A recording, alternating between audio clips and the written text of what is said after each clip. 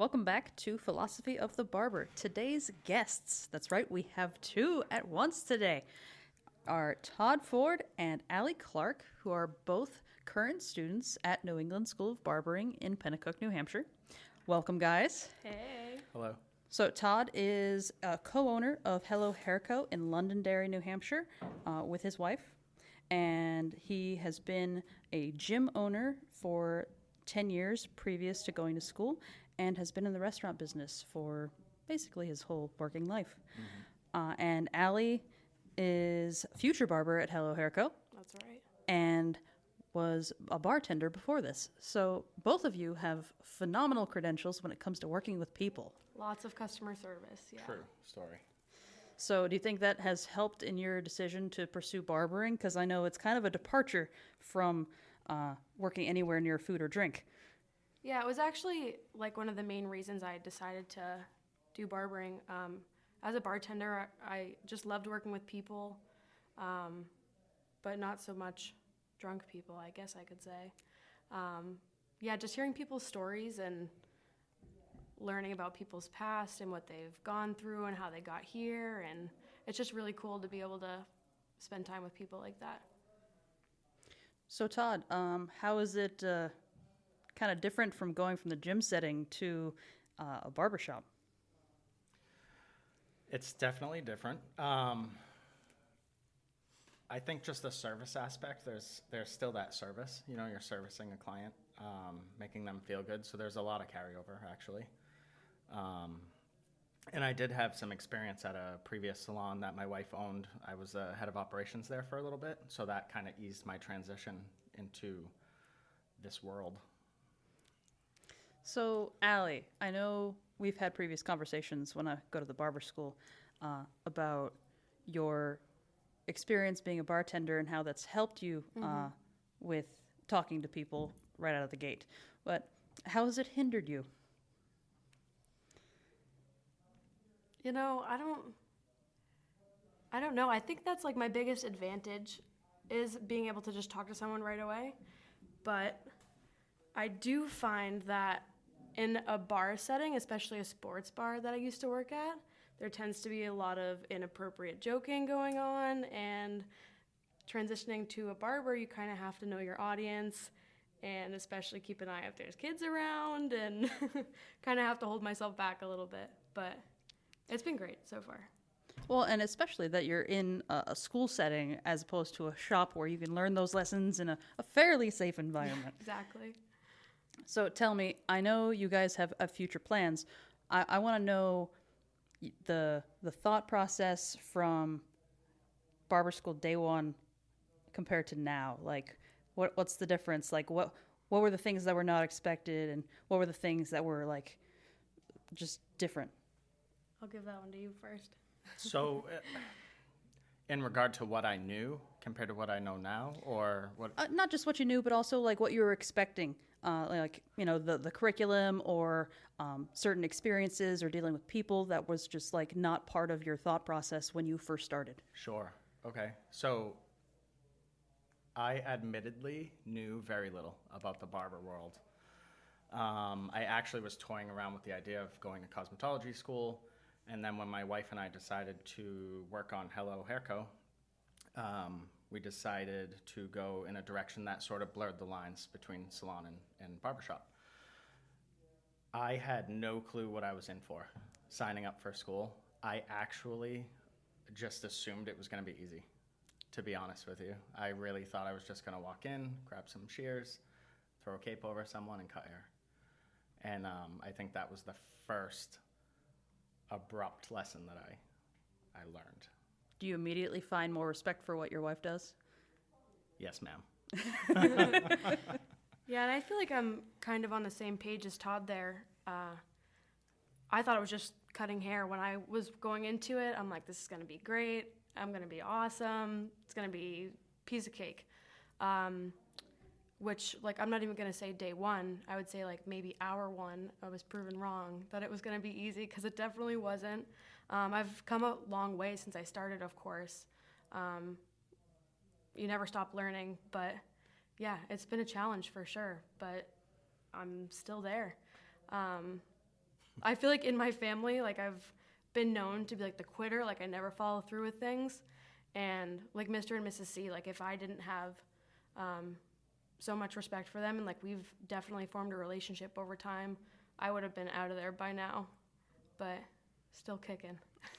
I had my first meltdown on day 2. It was like hour 11 total. And I was like, Mrs. C, we were outside. I just stepped out of my truck, and I was like, Mrs. C, do you have a minute? And she was like, you're not quitting on me. And I was like, no, I'll let you know when I'm quitting.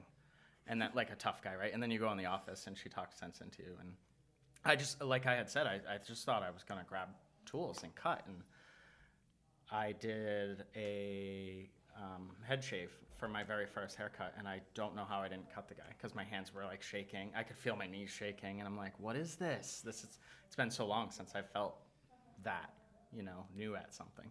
Truly nervous. Yeah, really nervous. And of course, being from or coming from the service industry, you just want the person to be happy. Like, I wasn't even worried about myself. I'm like, is this guy having a good time?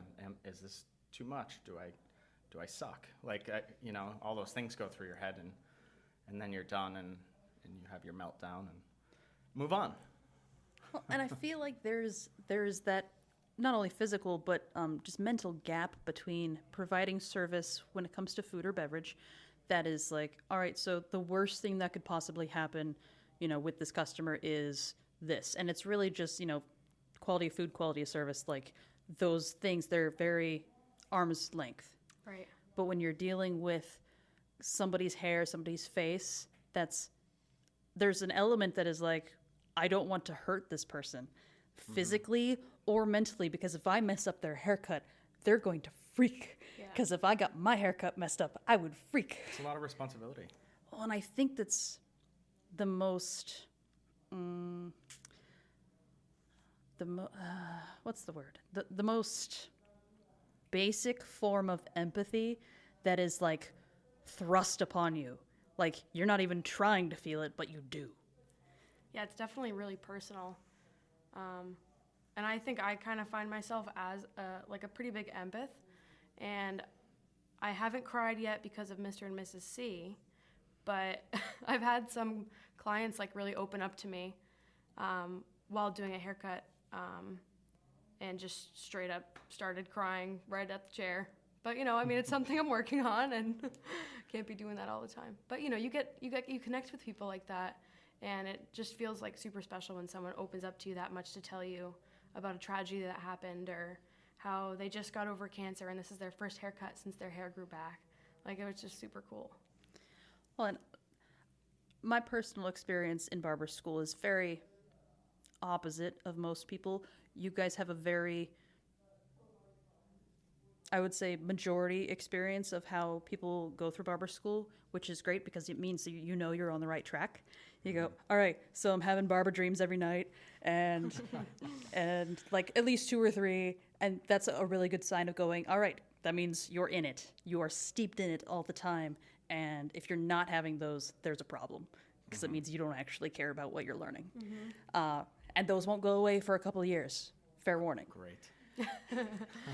But for my personal barber school experience, it was very opposite because, number one, I didn't have the nervousness that you experienced day one, hour one. Just by virtue of my background coming out of the military and into that situation where it's like, all right, coming from a job that's worst thing that could happen is somebody dies, to worst thing that could happen is I mess up their haircut. So that being an alternative, like vastly different than going from restaurant or bartender situation where it's like, food, or I mess up the drink or something. Yeah, big time. But I also had a very regimented view of like, all right, I'm used to taking orders. So I'm used to having faith in the person above me who's mentoring me, that they know what they're doing, and all I got to do is whatever they tell me, and it'll be fine because they know what they're doing. Right. So I had no hesitation when Mr. and Mrs. C told me to do something to just do it. I go, I don't know what's going to happen, but they told me to do it, so I'm going to do it. You have to No do that. problem. It's really interesting. I just passed that. I think we were talking about this the other day, Alli and I. I just passed this point in this journey where I'm no longer afraid. So whatever walks through the door, if I've done it or not, if I've never done it, it doesn't matter. I'm not afraid. I'll tackle it. And obviously I'm at school, so I have A safety net. support. So there's a safety net, where before, I don't know if I was the type to run and hide in the bathroom, but that's the example that. Like you wanted to. Yeah, definitely was like. I yeah. definitely did. Not only did I Do you want see a to. flat top? I see a flat top. Yeah. Oh no, a flat top. Where now I'm like, oh cool, flat top. And same thing with shaving. I'm just not afraid to shave, especially as I learn more about the tradition and we talk about it a lot at school, how it's important to carry that on. Right. And if we don't do it, it's either going to get taken away or somebody else will be able to do it. And It's true. Learning to value what makes your profession different and not taking it for granted.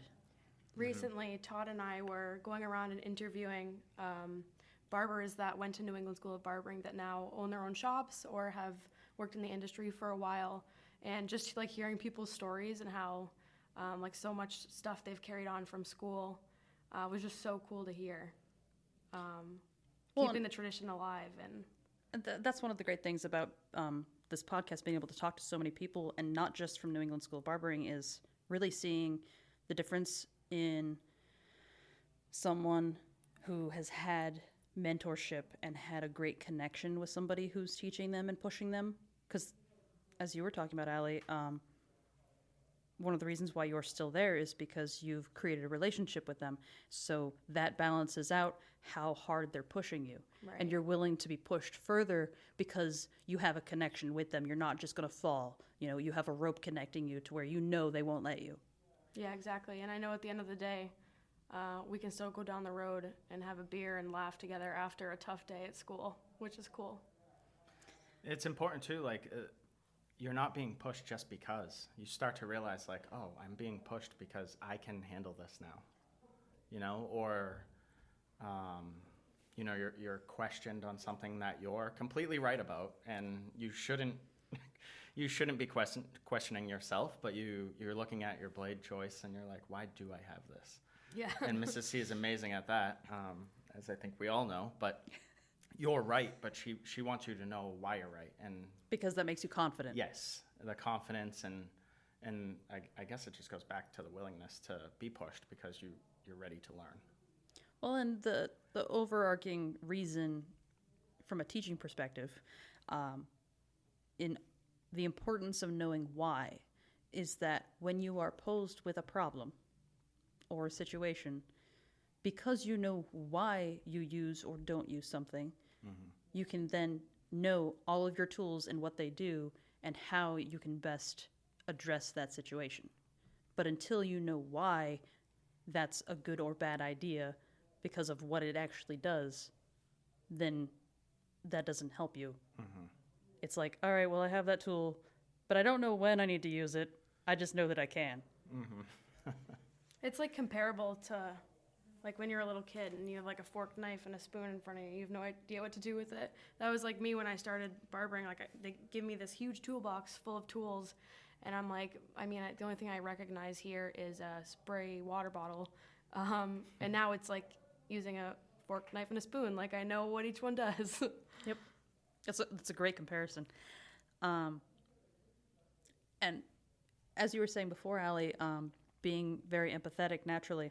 So when I was in school, though I am very much naturally empathic, I've spent a lifetime, for various reasons, creating lots of barriers. Yeah. So when I was first in school, and feel free to ask the Karens about this later, I had like a permanent poker face. Like I was not expression giving, personable, much really at all. It was like, get the job done. That's it. Like, that's what I'm there to do. Right. Because I had been like that for the past, like 3 years before. And it's the get a job done. Because in the military, you don't really have to be nice unless you're in public relations. But Right. it's no, that's your order. That's what you do. Okay, do it. Bye. And it doesn't, like, people that haven't worked in customer service or service industry before, it's not like a natural thing that that just exists. Like, I definitely think it's a learned thing to be able to continue good conversation and get to know your client. And Unless you have like extraordinary parents that taught you how to have long form conversations with total strangers, like that is definitely a learned skill. yeah, for sure. And I mean, I'm still learning it because outside of the barbershop and this situation, I could hold a conversation, but I probably won't. Don't talk to me. My wife always says that too. I've talked all day, and that's my cue to just chill out. Yes, the introverts are like, I'm going to my own room now. Bye. Done for the day. She's really great at listening, but I think a lot of times she's like, I just did this all day, and now I have to listen to you talk about what you did all day because it's still so new, to me. That Yes. everything gets shared, How do you said you worked with your wife for a little while before this, right? Yes. How well did that go with your situation? Like, did you guys end up having clashes sometimes, or do you have Like home great life type of communication? deal? Or like crossing over, just being around each other all the time? I think it went really well. I mean, there's definitely some hiccups along the way, but I think that's normal, totally natural. It was really brief. I was there for 3 or 4 months, and before we decided to just move in this direction and do our own thing. But yeah, it went really well. I don't want to use the word arguments, but I guess it's technically argument. But we've had arguments about hello and just how we want to do different things. And I think we had an argument about coffee, put it that way, how we wanted to serve our coffee, because we're very detail oriented, and it's important to for us to have a guest walk in and have a certain experience. So we were arguing for maybe like a weekend. We like to call that a spirited discussion. Yes, Exactly. we can go with that instead of argument. Sure, call it whatever you want, but it happened. And then at the end of the day, I won, and we're going to have amazing coffee service when we're allowed to serve coffee someday. It's important, Speaking of, since we're dealing with wonderful COVID still, you guys had the unique, one-of-a-kind experience Yes. of doing remote learning during the quarantine. How do you think that went? Now, for context for our audience, I was one of the instructors for you guys during the quarantine, so please don't hold back anything. I want to hear honest feedback, and so does our audience. I'm not exactly sure if Mrs. C would want to hear this, but there was definitely one point where I had alcohol in my coffee in the morning because boy. I just might have not been ready for it that day. It was interesting, though. I mean, I've never been in that kind of learning setting before, so it was weird to be sitting at home and still learning the same thing I would be doing at school, but I'm at the same time super thankful that we got to make up for those hours and be able to continue, because I felt like if we had stopped completely, I would have came back like it was day one again, which I felt like a little bit, but I still got it. Well, even just stopping at 2 weeks in the middle of a school program, you feel how rusty you are. Yeah, for sure. How do you think it went for you, Todd? It's such a weird time right now. I honestly, to describe it, I almost have to start with a thank you, because I know there were times, there were days that were so hard, and I'm like, how serious is this outbreak? And now we're ordered to stay home and businesses are closed, and I'm freaking out. And then I have people that are like, okay, let's learn today. And I know they're having the same feelings and emotions and all these doubts, and they're dealing with their problems. And some days, like Alli had alluded to, I just wasn't into it. I think that's normal, though. But most days, I will say that I was thankful for that connection with people and to be able to open up my laptop and see some faces, or some ceiling fans. We had some people aim their cameras in interesting directions. And I think overall, though, it went really well, and I know that everyone did what they thought was best in that situation. Right. And so I'm thankful for that, for sure. And I mean, it was unprecedented, right? This entire year has been unprecedented. 2020. So it's the year of adaptation.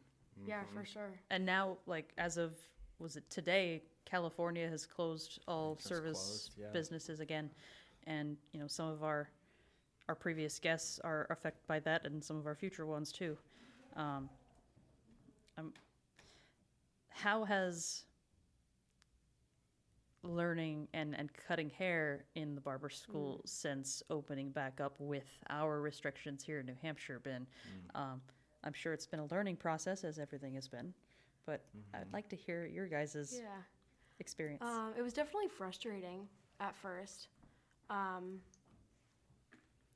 It was basically guidelines changing daily. It wasn't just like, it's going to be like this, go ahead and send it. This is how it's going to be. Different things every day, whether it was wear a mask or wear a cloth covering, or don't wear this type of mask, do wear this type of mask, and just like adapting to, it's difficult when you can't see somebody's facial expression. I don't know if you're happy with me. I don't know if you're smirking under there or if you're pissed off. Like, it's hard to tell just with eyes. It's definitely was a difficult adaptation, but I mean, you do what you got to do and you make it work. Now, how have you guys done with customers coming in? Because, I mean, you got New Hampshire's the second oldest state population-wise in the Union, so we have a lot of people over the age of 50, especially in the Concord area where you guys are. How's that been going? I think, well, I was ready for, not, I don't want to say war, but just, complaints and people just not being happy. And I think we had one, maybe two people leave because they didn't want to wear a mask. And that's totally fine. There was no exchange or anything like that. So I think overall it's gone a lot better than I anticipated, for sure. Yeah, I think same with me. I was like expecting some mean words. For the most part, people that didn't want to cooperate just turned around and walked away or just didn't come at all, which is fine. I mean, everyone's entitled to their own opinion, but... Well, and I mean, ultimately everybody has a choice to make. Like, right. Correct. Yeah. It doesn't matter where you live or what country on earth. Like, you still have a choice as a human whether or not you want to do and don't do something. Yeah. But I think a lot of customers are very understanding because they know that it's out of our control. Like, we are mandated to require things. Not that we wouldn't require them necessarily at this point, even if it wasn't mandated. But it's less of a, oh, your business, I'm going to boycott it, and it's more of a, hey, talk to the governor. Right. Like, that's their decision. I just want to keep my license. Sure. And sorry, go ahead. No, I was just going to say that I think a lot of people have, at this point, we're a month and a half in, and they've started to joke about it with us, about the masks especially, because, well, I'll just be blunt, a lot of the rules are silly. So. Oh, you mean like beard trims and shaves? Yeah, well, didn't you know the coronavirus hates beards? So as soon as you take the mask off and they see the beard, it's like, you'll never get the virus. It'll wait, yeah. It'll wait. It doesn't come out when you're doing a beard trim. So, but yeah, like even with that, they just like we had someone show up this morning and he didn't have a mask, and I noticed, but I just assumed it was in his pocket or whatever. And then he asked for a shave, and I said, "Oh, sure, come on in. So and so can take you. He's going to be your barber. Do you have a mask? I need you to put it on to walk to your chair, to then take it off, so that you can get your service. And then I'm going to need you to put it back on so that you can walk out, because that's the rules." And he just laughed, and we made it happen. He grabbed a mask. It was no big deal. But at this point, we just throw our hands up, I think, and play along with the regulations. Well, and I think having the communication with your customer, whether it's verbal or nonverbal, in the, yes, we have a mutual understanding of our positions given the rules we have to follow, but we still have to follow them. Yeah. Sure. Yeah, exactly. And I mean, in our position, we can joke about it because we just are not hit that hard. Like, we're not in areas that are devastated with really, really high numbers. So we have the luxury of having the position we have. And because of that, our regulations are arbitrary at times. Not necessarily effective, but it is what it is. Right. But there are lots of people, in California and Florida, Georgia, and all over the place, Yeah, 39 it's crazy. states where, cases are still rising, where, their whatever precautions that their state is requiring of them Right. is for a good reason. And this might sound, I don't know if I should use the word selfish, but I feel like this should have happened beforehand. But I think the first moment I realized that I made the right choice in becoming a barber is when the entire world shut down and everyone just wanted a haircut. like no one cared about anything else. They were like, I just need a haircut so bad. Like, It was insane. I had people calling me, and I'm a student, right. and people are calling me, can you cut my hair? What will it take? I'll come to your house. And I'm like, no. First of all, I'm not even allowed to cut hair outside of school. But no, just stop. I don't know where you've been. I don't know. Yeah, I don't even know how to cut your hair. But at that point, it is interesting. This just clicked in my head that when we came back after COVID, or after our quarantine, since we're still in COVID, but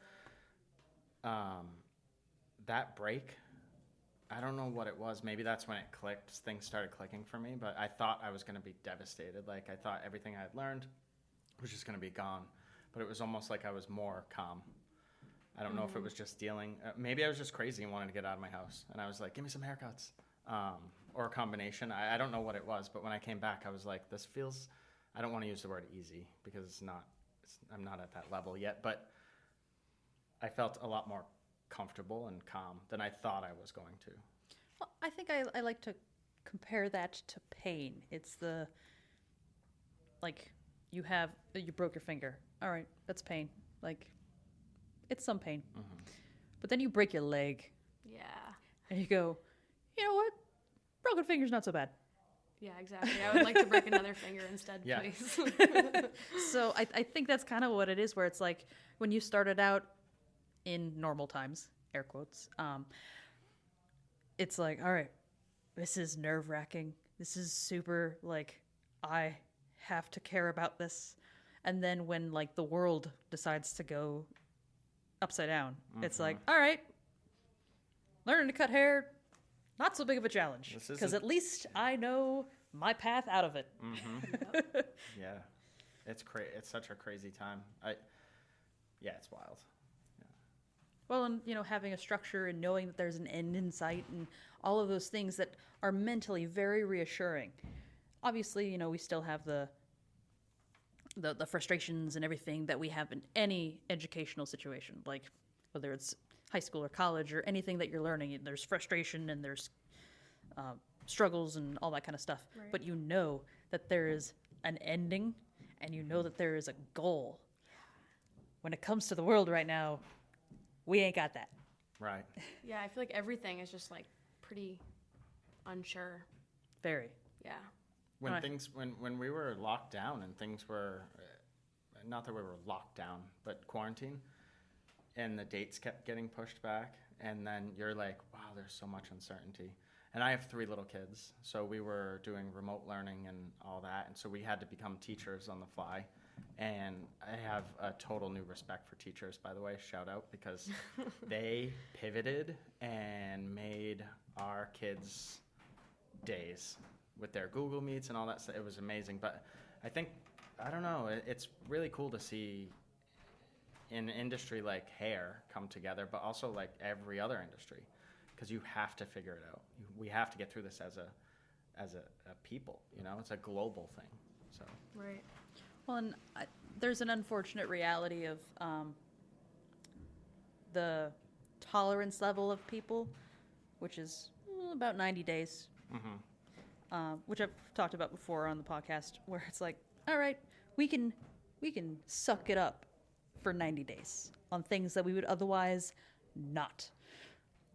And we have gone well past 90 days in this entire situation. So we've seen people get ugly and show who they are and what they really feel on certain things. And you've seen people just blow up out of frustration, and you know that people are very stressed, and that's Yeah. not necessarily who they are in their heart and at their core. no, they're scared. But there's maybe, so much stress and mental health strain that, everybody's felt it, and people have experienced different things in their life and cope in different ways. So it's definitely important to have an understanding and some compassion for people. Yeah. But it's definitely moving forward now that we're past that nice bubble where you really see people's true colors and go, all right, the ones who are really supportive, like really supportive, are the ones that you see supporting each other now. Right, exactly. Agreed, 100%. Which is far more it's impressive to me the longer this goes and the more you see that happen, because that's like the true reality of it. You go, those are the people that will stick together and help each other out, and those are the ones you want to have on your team. Those are the ones whose phone number you want to have on speed dial. Yeah, for sure. And those are the people that you want to strive to be like, I like to think. Is like, I'll be honest, I am not nearly as cool or handy as a lot of people that I know. And I'm very fortunate to know those people. But I hope to try and get there one day. Yeah, like forming a network like that is so important, like having patience with people through this whole process. And yeah, just being understanding of how these people are feeling, because everyone's taking it differently. Well, it definitely goes into like surrounding yourself with who you want to be. Like you need to surrounding yourself, especially as people new in the industry, with people who know more than you, who can grow you, who can help. Now, because you guys are in, a unique situation where Todd is already a co-owner of a hair establishment, and you are going to be working for that establishment, how do you guys plan on continuing your growth when, in the barbering aspect, when you are otherwise surrounded by people on the other side of the aisle of the profession in cosmetology? Right. Sure. So I think one of the things for us is that education is super important, and it's part of our core values at Hello. It's a big part of who we are, where we come from. Jen, my wife, educated right out of school for several brands. And I think that that's definitely a driving factor that'll keep us pushing. Jen and myself, I agree, probably everyone agrees that if you start to teach something, you become better at it as well. It helps you to understand it differently and see it through other people's eyes. And I have a lot of the stylists at our business are already asking me questions, so I'm already showing them some stuff. And it's just the desire to stay ahead, really. Is for myself, I will never be done being a student ever. So for me, it comes from within, and then also wanting to bring everyone up with me that's around me and my team, and help them grow the best that I can. So Right, and I think Todd and I are on the same page with the whole, with the fact that as we leave to work together, we're going to be growing together kind of at the same rate. I don't know if I should say at the same rate, because maybe I'll learn something new and I share it with him, and he learns something and shares it with me, or he becomes an educator for something and I do something different. And it's just sharing knowledge as you go, not only with each other, but like people you work with. And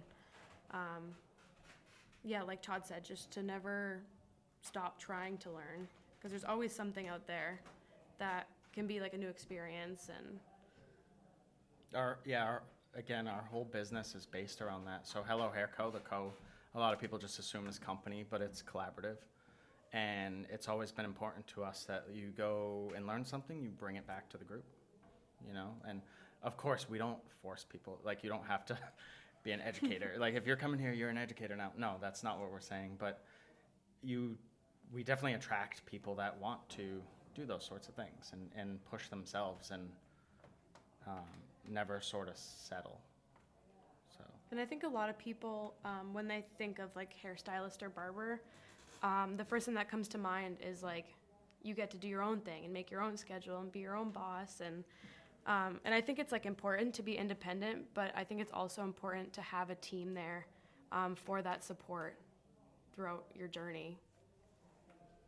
Definitely. I'm curious just for the long term because, I mean, I think everybody goes into barber school because you ultimately cross that line and make that decision with something in mind. Uh, Obviously, Todd, you and your wife are moving forward with it like from the start. Alli, what are your long term goals? Like, 5, 10 years down the road, like, are you wanting to work at a particular establishment for a long time? Or are you wanting to specialize in something? Do you want to open your own? Like, what do you want to do? Yeah. I mean, I could definitely ramble on about this for so long because I have so many ideas in mind. Bring it on. We got time. All right, let's go. So the first thing my first goal is to get, I would say before I say anything, eventually I would like to open my own shop. I think it's important to have experience under your belt before taking on that challenge. For me personally, it's because I don't want to ever have to ask someone else a question. I want people that are working with me to be able to come to me and be able to provide that support for them, I guess, and be able to know the ins and outs of the profession without being like, I don't know, I just learned how to cut hair. So that's definitely on the list. I would love to travel. Besides the color texture services stuff, one of the reasons why I did master program is so I have that 1,500 hours in case I decide to transfer them to another state. I mean, I've had dreams of living in Oregon for years now. I don't know if it'll ever happen, but if I decide to, that I have that choice there for me. But yeah, long-term goal would definitely be to open a shop eventually, but for now, I want to gain all the knowledge and experience I can before I take that on. Fantastic. Yeah. And I always think it's a great idea from a shop owner perspective to know what the people that are working at your establishment, what their goals are. That way you can help them achieve that. And Hello Hair Co. sounds like a phenomenal place for you to really get that fill of knowledge because that's obviously in the direction they want to go. Yeah, absolutely. So let's backtrack. I really, really want to know how you decided on barbering compared to like any other service because I mean ultimately just by my personality type personally I've slowly found out that I could really enter any service focused profession as long as I'm making somebody feel better that's not medical related. As long as I'm making somebody feel better than when they walked in, Right. I'll be satisfied. Like that satisfies me in a professional capacity. How did you guys end up deciding on this? Yeah, I mean, I agree with you. Like, it just feels good to make someone else feel good. It's nice to go home and kind of feel like you made somebody's day. But I don't know. Like, it was definitely a roller coaster for me. Like, I feel like as soon as you get out of high school, you feel like you need to be on the same train as everyone else, getting off at the same stop. And it's not necessarily true. I think I felt that pressure as soon as I got out of high school to go to a 4-year college, live on campus, make new friends. Party for 2 years. Yeah, exactly. Not only because my 2 sisters did that, but because high school friends were doing that. And I'm like, okay, yeah, I'll do that. And then I ended up staying there for like maybe 3 months. I don't think I went to one class. It just wasn't for me. And I kind of learned then I didn't have to be on that train and I could take my own life route to figure out my own journey. But yeah, it started with, because I've worked in restaurants pretty much most of my working career. And I knew for a fact I could never sit at a desk. I knew for a fact I couldn't go home smelling like booze and grease for the rest of my life. And it really all goes back to the fact of making people look and feel great. Like I'm still in school and it's already rewarding. So I know I'm pretty confident that I made the right choice there.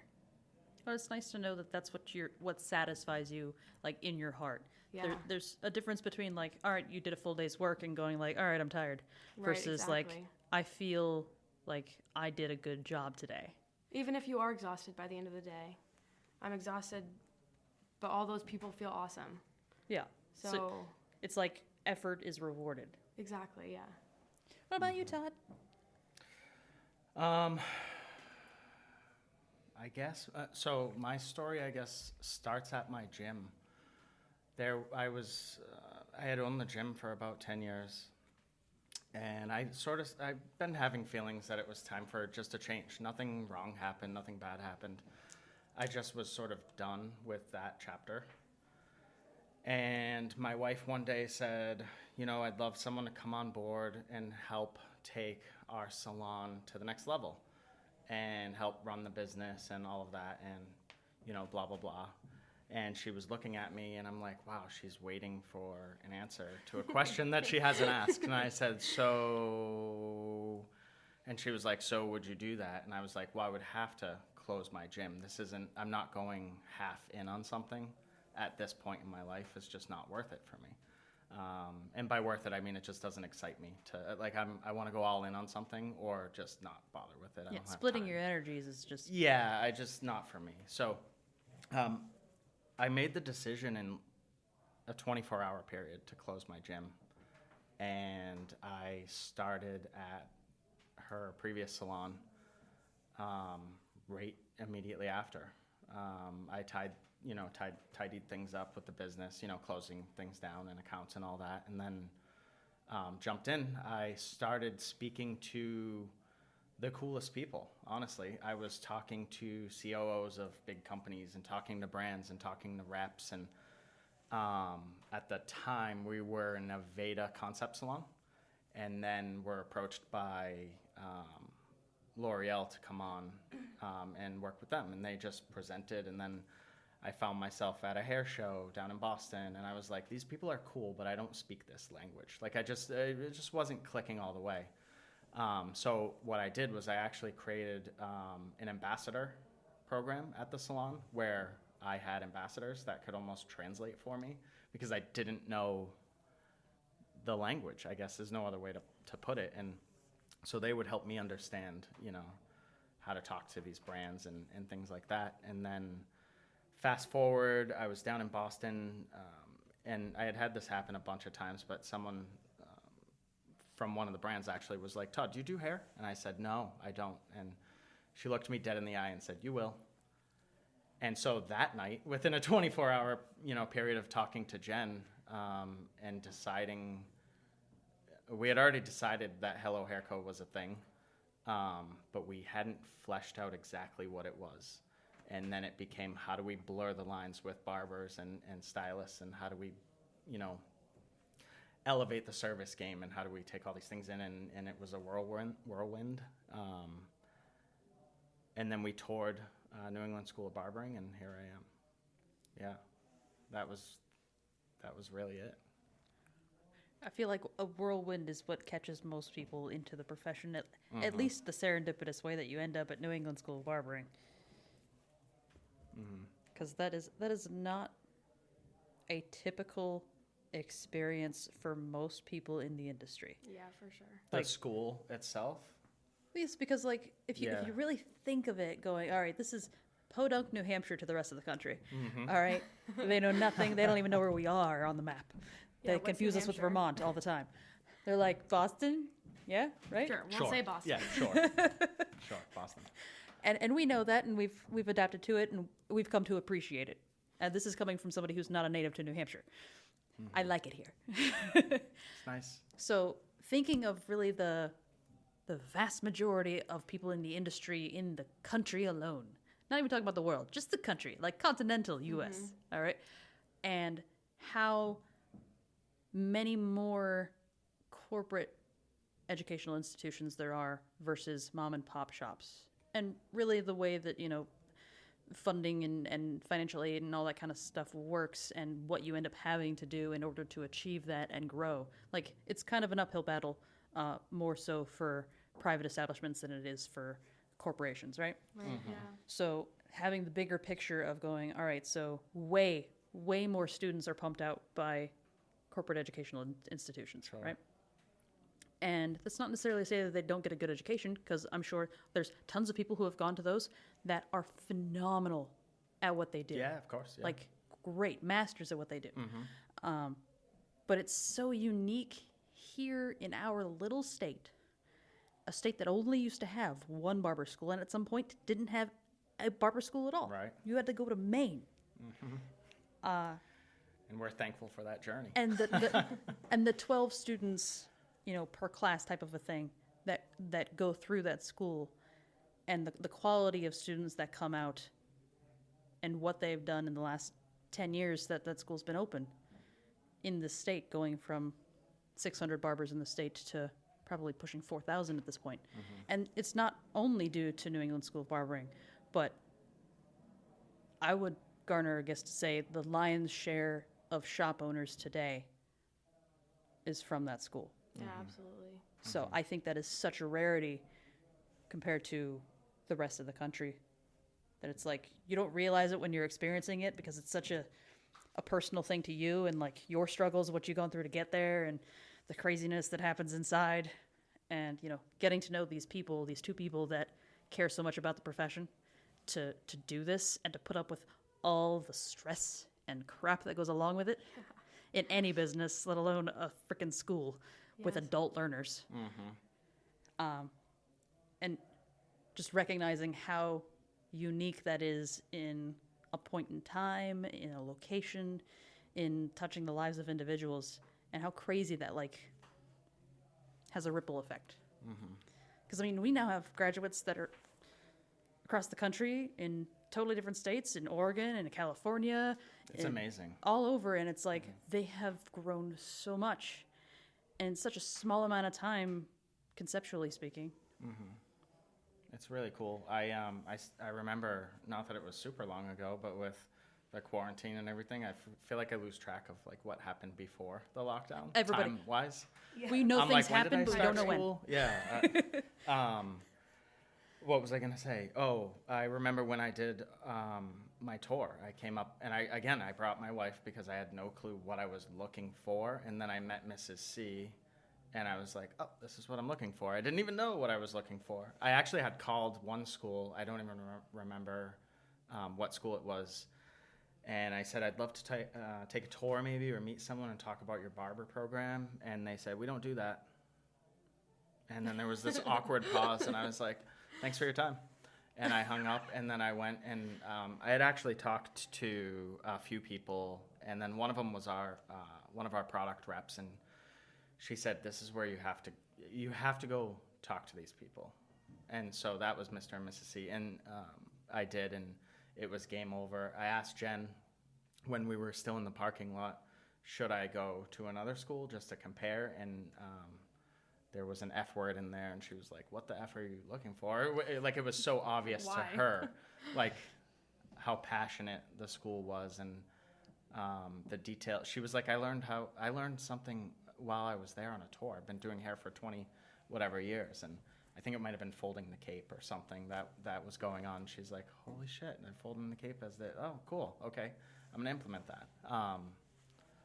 But yeah, it's cool, very cool. And I definitely, when I was beginning to look into this career path, I didn't have that person to come along with me to know what they were looking for. It was a straight up trust your gut kind of thing. Flip a coin. And yeah, I brought my dad, because his, one of his, I wouldn't say concerns, but he was like, how does the money work if she quits, kind of thing.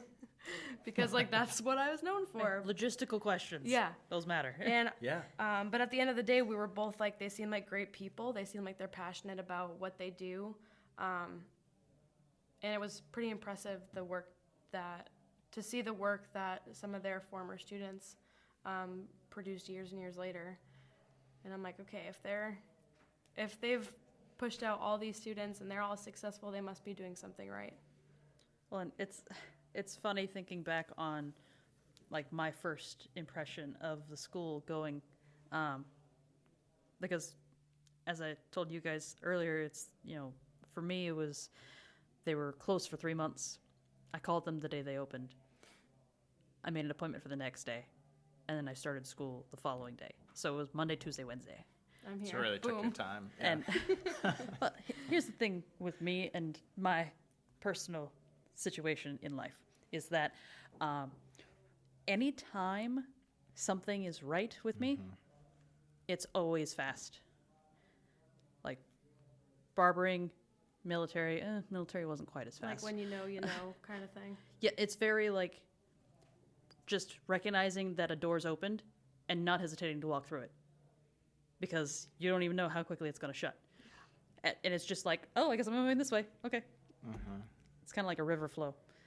So it's always been very serendipitous for me. And this is one of those things where I went and I talked to Mr. C because he was the main guy at the time.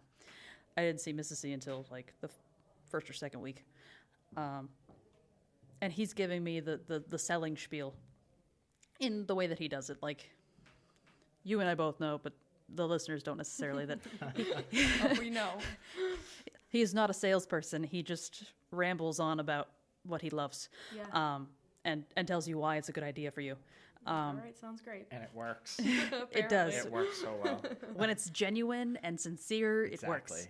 And I'm just like, yeah, okay, yeah, I agree with everything you're saying. I'm not going to argue with you, but I'm also here to sign up for school. I've already made up my mind. Like, you don't need to sell me on it. Right. Just give me the It's paperwork, already please. done. But before I even walked in, I had this picture in my mind, because you have that expectation from high school and college and all that kind of stuff of, all right, you have an admissions office and you're going to fill out paperwork and they're going to, check your credit or, all this kind of stuff. And, there are offices and chairs and not a bunch of power tools lying around and banging happening in the background, like is reality. So what I walked into, barber chairs everywhere. Yeah. yeah, Franken's chairs just strewn about. So what I walked into was nothing like I expected, and I was kind of taken aback a little bit. I was like, oh, all right, well, this is not what I expected, but that's okay. And, day 3 of them being open, they happened to have one opening in their class after being closed for 3 months. And they had never taken a GI Bill before, but they were approved for it. And they were willing to take a gamble on me because they were unaware as to exactly how slowly the VA works. So I was very fortunate in all of those things to just like, boom, it happened. And it just and here you flowed are. right in. Same thing happened when I bought my shop. Same thing happened when I needed to move my shop. Like the move, the decision and everything all happened in like 2 months. Like the renovation, the whole thing. But that's my experience. Once you're in, you're in. Yeah, and I know a lot of people who have had very similar experiences, not so much with how crazy things flow into like where you're supposed to be, but definitely the difference between knowing that you're meant to be in this profession versus just having a job. Right, exactly. And I think the major difference is how your foundation is made and having that connection of being willing to be pushed really hard rather than quitting. Because let's face it, Alli, we're gonna do hard truth. Yeah. If you went to a corporate situation where there were 20 students in your class, like, and had to go through COVID, how far would you have gotten? Regardless of COVID, I would have been done like so quickly. You have no idea. And I hate saying that about myself because it's not a quality that I'm proud of the past, but not to toot my own horn, but I am proud of myself for sticking to something, and I never realized like how passionate I was gonna be towards barbering. It just kind of happened, but yeah, no way I would ever stick through with anyone else at all. Well, and don't you find how passion is contagious? Oh, yeah, especially for sure. in this kind of profession. Yeah. Like, if you are taught and surrounded by people who are crazy about what they do, you can't help but be crazy about it too. And then you find your own fire, so that once you're away from those people, like if you are really meant to be in this profession, that'll keep burning, Right. even on your own. And then someday, another backtracking again to setting goals for the future and whatnot. I like to think of myself as a leader, and I love working with people, and I would love to eventually be an educator of some sort, mentor people, just because I feel like even years from now, I'll still like carry that with me, which is cool to even think about, because I feel like cats is like the only thing I'm passionate about at the moment. Pizza, cats, yeah, cats and pizza. Okay. But We'll take it. Cats. 2 things that should be at the top of everyone's You list. heard it Yeah. here, folks. and like, how is barbering on that same list? Just cats. Exactly. Crazy. You never know. All right, so I want to ask one more question from you guys before we wrap this up. And it's not nearly as superficial as some of the things we've covered, but I really want to know what the educational experience of New England School of Barbering for you guys has helped you with personally as people, as individuals. Like, because I have a firm belief that in any situation, if you have put yourself in the mindset of learning, then you've opened your brain and your heart up to learning all sorts of things that you weren't planning on. Yeah, for sure. I mean, irregardless of hair, they've helped me through whether I'm just having an off day for a stupid reason, or if I need to talk to them about, like, I've had like sicknesses in my family, I've gone through a breakup, I've lost and gained weight, but like they've been there for me through all of that, and it's cool that I can go to them no matter what like my issue is. If I'm just looking to someone to vent to, even if it's, I know they don't care about it maybe, but they still listen and they're great supporters. But yeah, it's cool to have people like that there, to be able to just be a great listener and support you and then kick you in the ass and say, get shit done now. Because you have to do that sometimes, for sure. Well, and even barbers need barbers for their therapy. Yeah, absolutely. Mm-hmm. How about you, Todd? What was the original question? I was just listening. It was the level of it. Can you repeat it? Repeat the question, please. So I want to know, like, how, since you've been in school and it is a learning environment, like, how have you grown and learned as an individual outside of just the profession of cutting hair? Because, I mean, it's next to impossible to learn something without learning more than you were planning. Mm-hmm. Wow, where to go with that question? I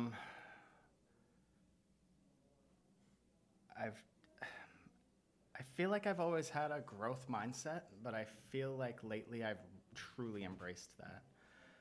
I don't want to come off in a weird way, but everything that I've tried in the past, I've just at least been good at. Like, not maybe great, but it's like, okay, I got this, you know? So as Mrs. C would say, you don't got this.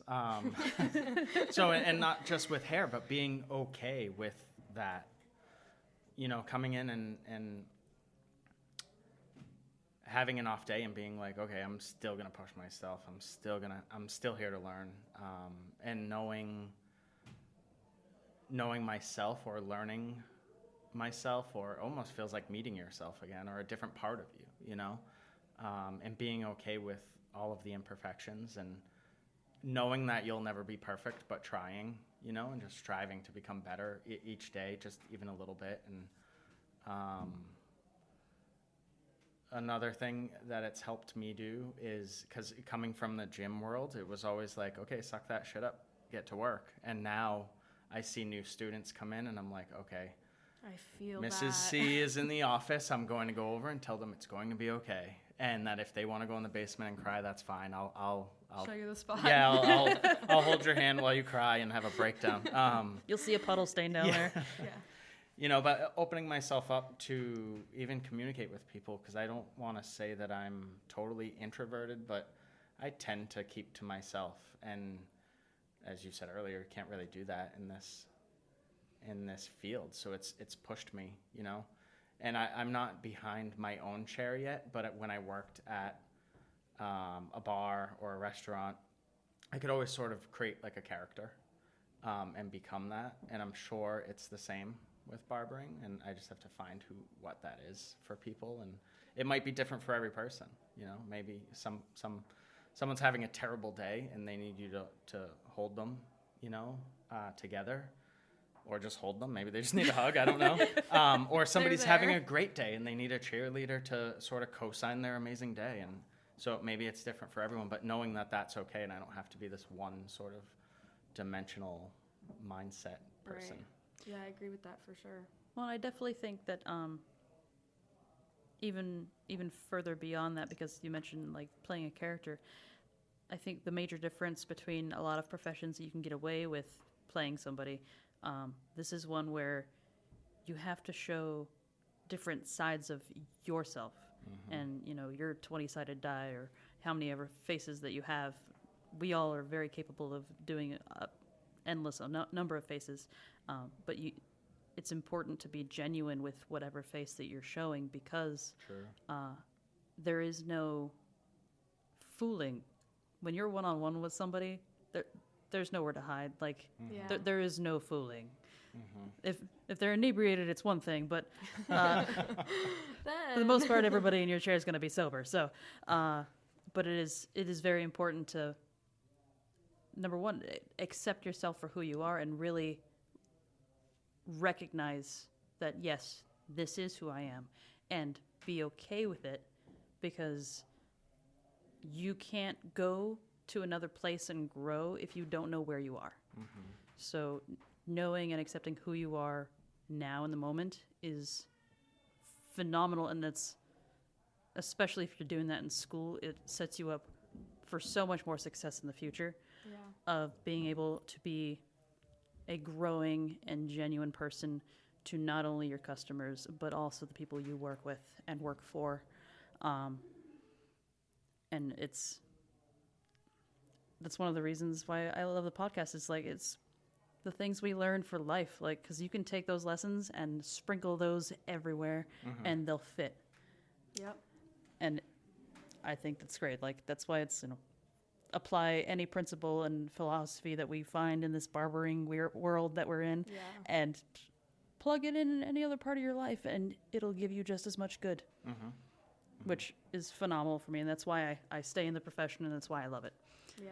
Thank you so much, guys, for coming onto the podcast. I know I kind of wrangled you into it. Thank you. No, absolutely. It was fun. Oh, it was fun. Yeah. I look forward to seeing the future of Hello Hair Co. and Me too. seeing you guys get to work. So excited. Thank you. And we'll see you guys later. Thanks. Bye. Bye.